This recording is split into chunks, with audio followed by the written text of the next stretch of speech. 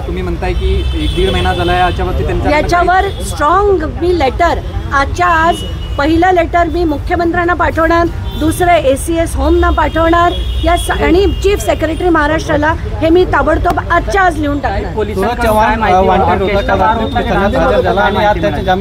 मला एक कळत नाही की अजित पवारांना त्यांची सगळी माणसं अशी वॉन्टेड का असतात। तर आत्ताच्या घटनेला सूरज चव्हाण स्वतः तिथे हजर झाला आणि कधी हजर झाला त्याच्यावरची बेलची कारवाई सुद्धा कंप्लीट झाल्यानंतर तो पोलीस स्टेशनला हजर होतो। लाज वाटते मला की आपल्या उपमुख्यमंत्री पदाचे जे आपले अजित पवार आहेत त्यांचा माणूस त्याच्यावर सुद्धा तो सुद्धा फरार होतो आणि उपमुख्यमंत्री बघत असतात। गंमत चालली आहे महाराष्ट्रात आणि कायद्याची आणि सुव्यवस्थेची तर अगदी धिंडवडे उडवून ठेवली। यावरच एक प्रश्न बीडचं जे